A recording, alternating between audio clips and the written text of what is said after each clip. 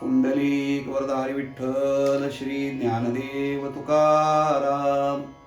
नमस्कार मंडळी. अमृतबिंदू या आध्यात्मिक मराठी यूट्यूब चॅनलवर आपले पुन्हा एकदा स्वागत आहे. आजच्या चिंतनाचा श्लोक असा आहे: मना सर्वथा सत्य सांडू नको रे, मना सर्वथा मिथ्य मांडू नको रे, मना सत्य ते सत्य वाचे वदावे, मना मिथ्य ते मिथ्य सोडून द्यावे. श्रीराम. मंडळी, समर्थ या श्लोकामधून फार मोलाचा उपदेश या ठिकाणी मनाला करतात. समर्थ म्हणतात, हे मना, सर्वथा म्हणजे कायम, सतत, नेहमी सत्य कधी सोडू नकोस आणि मिथ्य जे आहे ते मिथ्य कधी मांडू नकोस, असा मनाला उपदेश केलेला आहे. पुढे सांगतात, वाचेनं बोलताना सुद्धा जे सत्य आहे तेच बोलावं आणि मिथ्य आहे त्या मिथ्याचा त्याग करावा, अशी शिकवण मनाला देतात.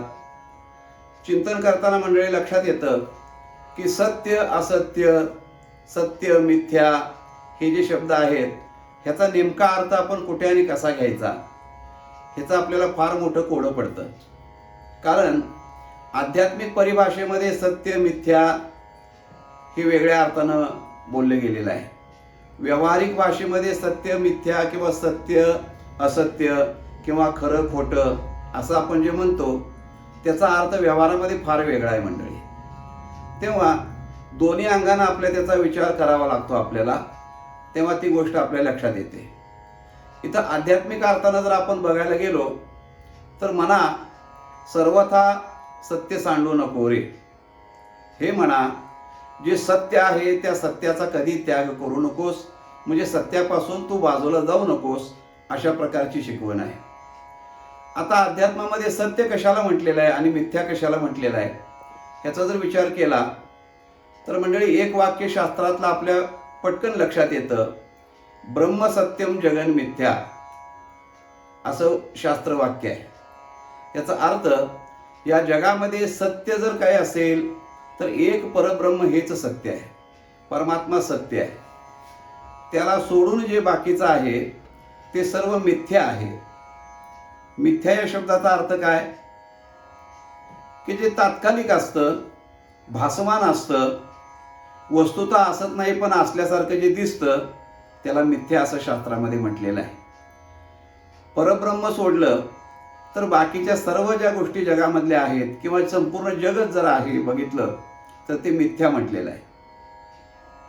कारण जगामध्ये ब्रह्मवस्तू ही सत्य का म्हटले त्याचा जर आपण विचार केलो तर सत्याची व्याख्या अशी केलेली आहे की जे भूतकालामध्ये, वर्तमान कालामध्ये आणि भविष्य कालामध्ये अस्तित्वात आहे, म्हणजे त्याला कोणत्याही कालामध्ये बाधा येत नाही, अशी वस्तू जी असते तिला सत्य म्हटलं जातं.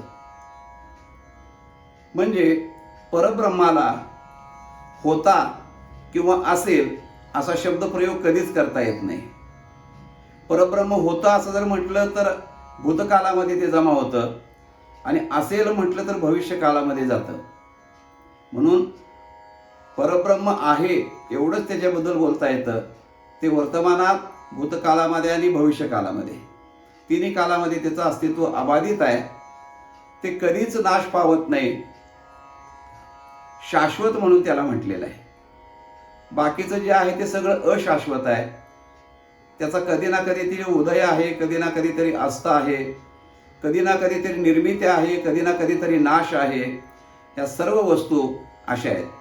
अगदी प्रत्यक्षात शास्त्रामध्ये ज्याला सत्यलोक म्हणतात, ब्रह्मदेवांचं वास्तव्य जिथं आहे त्या लोकाला सत्यलोक म्हणतात. नाव जरी सत्यलोक असलं तरी मंडळी त्या सत्यलोकाचाही काही कल्पांतांच्या नंतर त्याचा त्या ठिकाणी लय होत असतो. म्हणून एक परब्रह्म परमात्मा जर सोडला तर बाकीचं सर्व हे मिथ्या आहे. आणि म्हणून मनाला समर्थ सांगतात की हे मना, सत्य जे आहे ते तू मनातून बाजूला कधी काढू नकोस, त्या सत्याच्या ठिकाणी तू स्थिर राहा. आणि मिथ्या जे आहे ते मांडू नकोस, याचा अर्थ त्याचा विस्तार करू नकोस, त्याचा पसारा करू नकोस मनामध्ये. ते जेवढ्याच तेवढ्या पुरतं मनामध्ये येतंय जातंय ते तसंच राहू द्या. कारण व्यवहारात जगत असताना आपल्याला जगामध्ये जगावं लागतं. मिथ्या वस्तू या आपल्या जीवनामध्ये असतात. मांडू नको याचा अर्थ मनामध्ये त्याचा विस्तार करू नको. व्यवहार तर सगळा करावाच लागतो आपल्याला, तो सोडता येत नाही. पण मनामध्ये मात्र धारणा सत्याची असावी. हे जर सत्य परब्रह्म मनामध्ये जर परमात्मा आपल्या असेल तर त्या ठिकाणी आपल्या मनाला मिथ्या गोष्टीच्या वियोगाचा खेद होऊ शकत नाही. म्हणून मिथ्य मांडू नको रे असं सांगितलेलं आहे. जसं परमात्मा सत्य आहे तसं परमात्म्याचं नामही सत्य आहे मंडळी. कारण नाम आणि नामी याच्यामध्ये अभेद मांडलेला आहे. परमात्म्याचं नाम आणि परमात्मा ही दोन्ही भिन्न नाहीत. तो सत्य आहे. जसा सत्य तू सत्य तू सत्य तू विठ्ठला असं म्हटलेलं आहे, तसं त्याचं नामही कसं आहे तर महाराज म्हणतात तेही सत्य आहे. सत्य साच खरे नाम विठोबाचे बरे. सत्य साच आणि खरं ही 3 विशेषणं नामाला लावलेली आहेत. आणि असं असणारं भगवंताचं नाम म्हणजेच भगवंताचा किंवा भगवंताच्या नामाचा आश्रय मनानं करणं हे सत्याचा आश्रय करणं आहे. आणि मिथ्य म्हणजे जे कल्पित आहे त्याचा त्याग करणं किंवा ते दुर्लक्षित करणं हे मनानं केलं पाहिजे. म्हणून मना सर्वथा सत्य सांडू नको रे, मना सर्वथा मिथ्य मांडू नको रे, हा त्याचा आध्यात्मिक भूमिकेतनं अर्थ झाला. आता व्यावहारिक भूमिकेतनं जर आपण बघायला गेलो तर सत्य आणि असत्य, खरं आणि खोटं असे त्याचे 2 भाग पडतात. व्यवहारामध्ये सुद्धा सत्याला फार महत्व आहे मंडळी. सत्य कशाला म्हणायचं तर ज्याच्यामध्ये स्वार्थ नसतो, ज्या बोलण्यामध्ये लोभ नसतो, ज्या बोलण्यामध्ये कोणत्याही प्रकारची अपेक्षा नसते, असं जे असतं ते सत्य असतं. मनुष्य खोटं केव्हा बोलतो तर त्या ठिकाणी काहीतरी लोभ असतो, काहीतरी स्वार्थ असतो, त्यावेळेला मनुष्य खोटं बोलत असतो. म्हणून सत्य बोलणाऱ्या माणसाच्या जगामध्ये फार मोठं महत्व आहे. आपल्या पुराणामध्ये बरीच उदाहरणं अशी येऊन गेलेली आहेत की ती सत्यवचनी माणसं होऊन गेली. त्यांची कीर्ती पुराणाने वर्णन केलेली आहे. उदाहरणार्थ राजा हरिश्चंद्र हा सत्यवचनी राजा होता की ज्यांनी स्वप्नामध्ये राज्य दिल्याचा संकल्प केला विश्वामित्रांना. आणि जागेपणी विश्वामित्र प्रत्यक्ष आले आणि त्याला म्हणाले तू मला राज्य दिलेलं आहेस, स्वप्नामध्ये दिलेलं आहे. पण स्वप्नामध्ये सुद्धा बोललेली गोष्ट वास्तवामध्ये खरी करून दाखवणं इतपत सत्यवचनी अशा प्रकारची माणसं होती. म्हणून त्यांचं फार मोठं महत्त्व समाजामध्ये त्या ठिकाणी प्रस्थापित झालेलं आहे. अशी सत्यवचनी माणसं, धर्मराज सुद्धा सत्यवचनी होता. किती सत्यवचनी होता तर कोणत्याही प्रसंगात कोणती परिस्थिती आली तरी खोटं कधी बोलायचं नाही, त्यानं व्रत पाळलेलं होतं, त्यानं व्रत घेतलेलं होतं. परंतु भगवंतानी त्याला एका प्रसंगामध्ये अर्ध सत्य बोलायला लावलं. हे असं का केलं मंडळी, तिथेही मोठी गंमत आहे की व्यवहारामध्ये वागत असताना काही प्रसंगाला असत्य हे थोडंसं वापरावंच लागतं, हे भगवंतानी त्या लीलेमधून दाखवून दिलेलं आहे. कारण व्यवहारच मुळात जर मिथ्या असेल, ज्ञानेश्वर माऊली म्हणतात लटिका व्यवहार सर्व हा संसार, वाया एर झार हरिवीन. व्यवहार जर खोटा असेल तर त्या खोट्या असणाऱ्या व्यवहारामध्ये पूर्ण सत्य 100% सत्य हे कसं असू शकेल मंडळी. कल्पना करा, जर एखादा दागिना करायचा असेल, आपल्याला अलंकार करायचा असेल तर पूर्णपणे 24 कॅरेट सोन्याचा अलंकार होऊ शकतच नाही. त्याच्यामध्ये थोडंसं हिणकस घालावंच लागतं तरच त्या सोन्याला अलंकार रूप प्राप्त होत असतं. तसं हा व्यवहार, हे विश्व हे माया निर्मित असल्यामुळे ते मिथ्या आहे. त्यामुळं मनुष्यानं किती जरी पूर्ण सत्य बोलतो म्हटला किंवा आचरण करतो म्हटलं तरी ते तसं शक्य होत नाही. याकरता भगवंतानी धर्मराजाला युद्धाच्या प्रसंगामध्ये अश्वत्थामा हतहा हे बोलायला लावलं. म्हणजे अश्वत्थामा मेला, मनुष्य किंवा हत्ती हे मला माहिती नाही, हे थोडंसं त्यानं सत्य असत्य मिश्रित बोललेलं आहे. म्हणून सत्य असत्य, खरं खोटं ह्याची आपण मीमांसा करणं फार कठीण आहे मंडळी. कशाला खरं म्हणायचं, व्यवहारामध्ये कशाला खोटं म्हणायचं हे फार अवघड आहे. न्यायालयामध्ये ज्यावेळेला शपथ घेतली जाते त्यावेळेला धर्मग्रंथावरती हात ठेवून शपथ घ्यायला लावतात. मी खरं सांगेन, खोटं बोलणार नाही असं म्हणतो मनुष्य, पण खरं काहीच सांगत नाही, खोटंच बोलत असतो. हे असं जग आहे. म्हणून व्यवहारामध्ये खऱ्या खोट्याची व्याख्या फार अवघड आहे.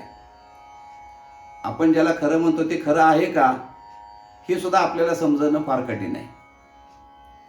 मग खरं बोलावं का खोटं बोलावं, तर त्याचा सरळ अर्थ असा आहे की ज्याच्यामध्ये दुसऱ्याचं कोणाचं नुकसान होत असेल, हानी होत असेल आणि स्वतःच्या लाभाकरता जर आपण ते बोलत असू तर त्याला खोटं म्हटलं पाहिजे. दुसऱ्याची हानी न होता दुसऱ्याचं कल्याण करणारं जर एखादं वाक्य असेल तर त्याला सत्य म्हणायला पाहिजे. असा त्याचा जर अर्थ लावला तर मंडळी आपण त्या अर्थापर्यंत थोडंफार जाऊ शकतो, नाहीतर फार कठीण गोष्ट आहे. एक दृष्टांत असा दिला जातो की एक साधू त्या ठिकाणी ध्यान करत बसलेले होते. त्यांच्या समोरून एक गाय पळत पळत आली आणि एका बाजूने येऊन दुसऱ्या बाजूला निघून गेली. तिच्या पाठीमागे जो आहे तो कसाब जो होता, कसाई होता, तो लागलेला होता. त्याच्या त्या बंधनातून सुटून ती गाय पळून आली ती जीवाच्या भीतीनं. आणि तो त्या ठिकाणी आला, साधू बसलेला आहे. विचारावं म्हटला की बाबा समोरून गाय गेलेली बघितली का, आणि गेली तर कुणीकडे गेली हे विचारलं त्यांनी साधूला. अर्थात साधूने विचार केला की आता याला काय करावं. आपलं तर व्रत आहे सत्यवचनाचं, आणि गाय जर गेली आणि ज्या बाजूला गेली ते जर आपण सत्य त्याला सांगितलं तर त्या गायीच्या जीवाचा घात होणार आहे. मग आता सत्य बोलावं का असत्य बोलावं. त्यांनी थोडासा मनामध्ये शांतपणाने विचार केला आणि त्याला उत्तर दिलं, त्या कसायाला उत्तर दिलं की बाबा रे, गाय गेली ही गोष्ट खरी, पण ज्यांनी बघितली ते सांगू शकत नाहीत, आणि जे सांगू शकतं त्यांनी बघितली नाही. म्हणजे काय, डोळ्याने गाय गेलेली बघितली पण डोळे सांगू शकत नाहीत कुणीकडे गेली, आणि सांगणारे जे तोंड आहे त्या तोंडाला गाय कुणीकडे गेली दिसत नाही. त्यामुळे म्हणले मला नक्की सांगता येणार नाही. असा त्यांनी त्यातनं मार्ग काढला. याचा अर्थ असा की तुकाराम महाराज म्हणतात, पुण्य पर उपकार, पाप ते परपीडा. याच न्यायानं सत्य असत्याचा विचार करावा लागतो की दुसऱ्याचं अकल्याण होईल आणि आपला स्वार्थ साधला जाईल असं जे भाष्य आहे त्याला खोटं म्हणावं, आणि परहित आणि स्वहित दोन्ही साधलं जाईल असं जर असेल तर त्याला सत्य म्हणावं. असा ढोबळमानाने त्याचा अर्थ घ्यावा लागतो. म्हणून व्यवहारातही सत्यवचनी माणसाचं फार महत्त्व आहे. कारण सत्य बोलणाऱ्याच्या ठिकाणी नीतिमत्ता असते. तो नीतिमान असू शकतो, त्याच्यावर सर्वजण विश्वास ठेवू शकतात. ही खऱ्याची ताकद आहे. म्हणून सत्य बोले मुखे, दुखवे अनिकाच्या दुःखे, हे साधूचं लक्षण तुकाराम महाराजांनी सांगितलेलं आहे. तर अशी सत्यभाषेची असणारी ताकद आहे. म्हणून समर्थ म्हणतात की मना सत्य ते सत्य वाचे वदावे. हे व्यवहारातलं सत्य आपण बघितलं मंडळी, पण त्याही पेक्षा मनुष्याचं खरं कल्याण करणारं जर सत्य कोणतं असेल तर ते परमात्म्याचं नाम आहे. त्या नामाचं अखंड वाचन त्या ठिकाणी आपण उच्चार करत राहिलो पाहिजे. त्या वाचन भगवंताचं नाम घेत राहिलं पाहिजे. हेच सत्य आहे. आणि मना मिथ्य सोडून द्यावे, म्हणजे भगवंताचं नामचिंतन सोडून इतर जी बडबड आहे, आपण जे भगवंताच्या नामाव्यतिरिक्त जे बोलतो ते सगळं मिथ्या आहे. ज्ञानेश्वर माऊलींनी याकरता फार सुंदर सांगितलेलं आहे. अनंत वाचाळ बरळती बरळ, अनंत वाचाळ बरळती बरळ, त्या कैसा दयाळ पावे हरी, त्या कैसा दयाळ पावे हरी. ज्ञानोबराय म्हणतात अनंत वाचाळ बरळती बरळ. भगवंताचं नाम सोडून इतर जे सगळं बोलणं आहे त्याला बरळणं असं म्हणतात ज्ञानोबराय. बरळणं या शब्दाचा अर्थ, मनुष्याला जर ताप जास्त आला, 100च्या पुढे जर ताप गेला तर मेंदूमध्ये त्याचा परिणाम होतो आणि मनुष्य असंबद्ध बडबड करावा लागतो. की तो जे बोलत असतो ते अव्यवहारी असतं किंवा सुसंगत अशा प्रकारचं नसतं ते, म्हणून त्याला बरळणं असं म्हणतात. ज्ञानोबराय म्हणतात की तुम्ही आम्ही जी बडबड करतो ती बरळण्यासारखी आहे, आजारपणात तापात बोलल्यासारखं आहे.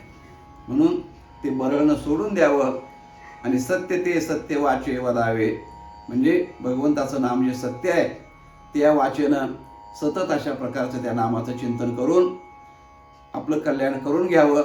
मनामध्ये भगवंताचं चिंतन आणि मुखामध्ये भगवंताच्या नामाचं सतत त्या ठिकाणी असणारा उच्चार, ह्या दोन गोष्टी करणं हेच मानवी जीवनाचं परम कल्याण आहे.